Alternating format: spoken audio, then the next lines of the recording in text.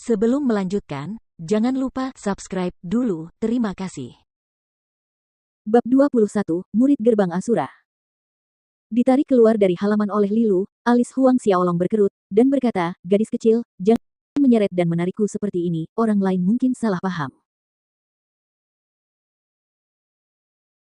Lilu terkejut sesaat lalu tersenyum manis, memperlihatkan dua lesung pipitnya yang manis, memangnya kenapa kalau orang lain salah paham? Aku istrimu. Apa salahnya seorang istri memegang tangan suaminya? Aku tidak takut salah paham dan jangan panggil aku gadis kecil. Aku gadis yang sudah sangat besar. Gadis kecil itu mengakhiri pidatonya dengan membusungkan dada kecilnya. Garis-garis hitam mengalir di dahi Huang Xiaolong. Istri. Sangat besar. Huang Xiaolong melirik sekilas ke dada Lilu yang sedikit menonjol namun belum berkembang, dan tersenyum masam pada dirinya sendiri. Daerah itu masih tanah datar, kan? Melihat Huang Xiaolong menatap dada kecilnya, wajahnya memerah, lalu berbisik, "Kamu, kenapa kamu menatap orang seperti itu? Aku malu karena ada begitu banyak orang di sini." Dia begitu terdiam hingga dia dengan tegas menutup mulutnya, tidak berbicara sepatah kata pun lagi. Sambil menarik tangannya, dia keluar dari kediaman Li, berjalan ke jalan utama. Ini benar-benar pertama kalinya dia berada di kota Kabupaten Changlan, jadi dia ingin melihat-lihat. "Xiaolong, tunggu aku." Lilu mencibirkan mulutnya ke arah Huang Xiaolong karena menarik tangannya, dia segera berlari mengejarnya dengan langkah cepat, namun, kali ini alih-alih memegang tangan Huang Xiaolong, Lilu melingkarkan tangannya di lengan Huang Xiaolong, seperti seorang istri kecil yang patuh. Aroma lembut seorang gadis tercium di hidungnya. Huang Xiaolong berusaha menghindari kontak tubuh dengannya, "Kamu bisa kembali, aku bisa jalan sendiri." Lilu cemberut lagi, matanya memerah karena air mata mengalir di dalamnya, "Aku akan kembali dan memberitahu kakek bahwa kau telah menindasku." Huang Xiaolong segera menggunakan tangannya untuk menghentikannya pergi, sambil merasakan sakit kepala yang kambuh. "Baiklah kalau begitu, ayo pergi bersama, tetapi kamu harus berjanji padaku untuk tidak menarik atau menyeretku." Lilu tertawa terbahak-bahak, sorot matanya langsung berubah, lalu mengangguk, "Oke." Huang Xiaolong menghela napas lega ketika Lilu mengangguk setuju. Mereka berbalik dan mulai berjalan di sepanjang jalan dengan Lilu mengikuti di samping Huang Xiaolong di sebelah kanan, bersikap sangat patuh. Saat mereka berjalan, mata bulatnya yang besar sesekali mencuri pandang ke arahnya. Huang Xiaolong tidak peduli dan terus melihat sekeliling, tidak memperhatikannya. Tak seorang pun di antara mereka yang bicara sepanjang jalan, dan setelah berkeliling sekali, saat hendak kembali ke kediaman Li, mereka melihat di sudut jalan banyak sekali orang yang saling menunjuk jari dan berbisik-bisik tentang sesuatu. Rasa ingin tahu Huang Xiaolong pun memuncak, jadi dia dan Lilu berjalan ke arah itu, menerobos kerumunan untuk melihat. Seorang pria parubaya tergeletak di tanah, dikelilingi oleh penonton, rambutnya berantakan dan tidak terawat, wajahnya kotor dan pakaiannya compang camping. Jelas, pria parubaya itu tidak sadarkan diri. Di tanah, di samping pria parubaya itu, ada beberapa tetes darah kecil, yang tampaknya dimuntahkan oleh pria yang terluka itu. Setelah memperhatikan lelaki parubaya itu sejenak, Huang Xiaolong ragu sejenak sebelum berjalan menghampirinya dan mengangkatnya, karena dia telah menjadi prajurit tingkat keempat, kekuatan lengannya tidak terlalu lemah hingga menggendong orang dewasa akan menjadi masalah. Lilu tercengang ketika Huang Xiaolong mengangkat pria parubaya itu. "Ayo pergi." Huang Xiaolong berkata kepada Lilu saat dia berjalan melewatinya sambil menggendong pria parubaya itu, dia melihat Lilu masih berdiri di tempat yang sama dengan linglung. Lilu segera berlari mengejar Huang Xiaolong setelah sadar kembali, dan tidak bisa menahan diri untuk bertanya, "Xiaolong, mengapa kamu membawa pria ini kembali bersamamu? Kau tidak akan mengerti meskipun aku memberitahumu." Jawabnya tanpa menoleh. "Apakah kau bilang aku tidak akan mengerti bahkan jika kau menjelaskannya?" Mulut kecil Lilu mengerucut kesal, tetapi dia tetap diam. Dalam perjalanan, Huang Xiaolong bertanya kepada Lilu tentang lokasi pintu belakang kediaman Li dan masuk melalui pintu belakang sambil menggendong lelaki setengah baya yang tak sadarkan diri, menempatkannya di sebuah ruangan terpencil dan terpencil.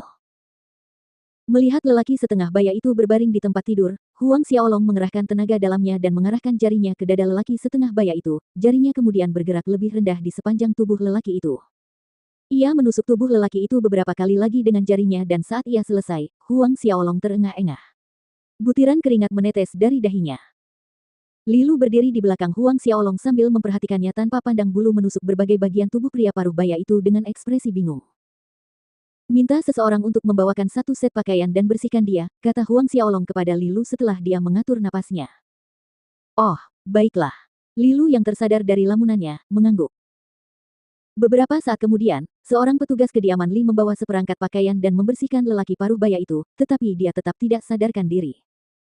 Kamu bisa pergi sekarang, katanya kepada Li Lu karena pasiennya belum bangun. Dia hendak mengatakan bahwa dia akan tinggal di sini untuk menemaninya tetapi melihat tatapan tegas Huang Xiaolong, dia hanya bisa mengangguk dan berkata, "Iya." Tidak lama setelah Li Lu pergi, di ranjang kayu Fei Hao perlahan membuka matanya, akhirnya terbangun. Dia bangkit perlahan sambil menopang berat badannya sendiri dengan tangannya, dia mengamati sekelilingnya dan tatapannya akhirnya tertuju pada Huang Xiaolong. Dengan ekspresi terkejut di wajahnya, Fei Hao bertanya, "Adik kecil, kamu orang yang menyelamatkanku." "Benar sekali." Huang Xiaolong menganggukkan kepalanya. "Di mana aku?" "Kami berada di kediaman Li di Kabupaten Changlan." Fei Hao berusaha sekuat tenaga untuk turun dari tempat tidur, tiba-tiba mengerutkan kening, Kabupaten Changlan. Dalam ingatannya, tidak ada yang ingat di mana Kabupaten Changlan berada. "Adik kecil, terima kasih banyak telah menyelamatkanku, aku punya beberapa urusan yang harus diselesaikan, jadi aku harus pergi dulu."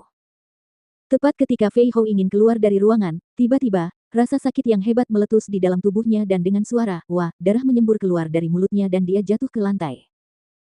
Huang Xiaolong segera membantunya kembali ke tempat tidur dan berkata, "Kamu terluka parah. Meridian di dalam tubuhmu rusak.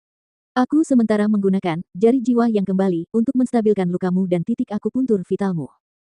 Jika kamu bergerak sembarangan, ketika dia sampai pada titik ini, Huang Xiaolong berhenti menjelaskan, karena konsekuensinya sudah jelas. Jari jiwa yang kembali. Titik akupuntur. Fei Hao menatap Huang Xiaolong. Huang Xiaolong tidak mau repot-repot menjelaskan, mengganti topik, dia bertanya, "Kau murid Asuras Gate, bukan?" Saat di jalan, Huang Xiaolong melihat tato Asura di lengan kiri Fei Hao, tanda murid Asuras Gate, itulah sebabnya Huang Xiaolong membawanya kembali. "Apa? Siapa kau? Bagaimana kau tahu aku murid Asuras Gate?" Fei Hao sangat terkejut, menatap Huang Xiaolong dengan waspada. Sekali lagi Huang Xiaolong tidak menjawab, di bawah tatapan mata Fei Hao, dia mengangkat tangan kirinya, dan sebuah cincin hitam gelap muncul di jari manis kirinya. Cincin Asura.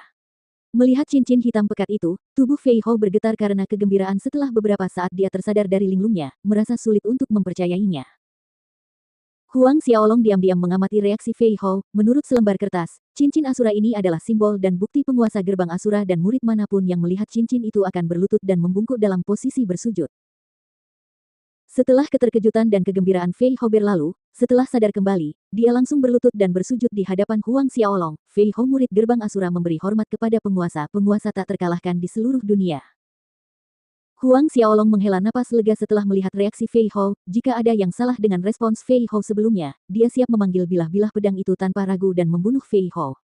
Pada saat ini, meridian Fei Hao telah rusak dan dia terluka parah. Dia jelas tidak bisa menghindari bilah-bilah Asura milik Huang Xiaolong. "Fei Hao, kau bisa berdiri." Huang Xiaolong mengangguk. "Ya, terima kasih, Yang Mulia." Fei Hao berdiri, sikapnya sangat hormat. Dan Huang Xiaolong bisa melihat sikap hormatnya tulus dari hati dan tidak berpura-pura. "Bagaimana kamu bisa terluka?" Huang Xiaolong bertanya setelah berpikir sejenak. Menjawab pertanyaan penguasa, murid itu pergi ke hutan bulan perak untuk memburu laba-laba mata hantu iblis tingkat ke-10, untuk memurnikan pil dengan intinya, tetapi tidak menyangka bahwa laba-laba mata hantu iblis itu sepasang, jadi, Fei Hao berkata dengan perasaan sedikit malu. Jadi, dia diserang balik. Huang Xiaolong berpikir, tetapi karena Fei Hao mampu lolos dari serangan balik dua binatang iblis tingkat ke-10, sepertinya dia sangat kuat, paling tidak, dia pasti lebih kuat dari kakek.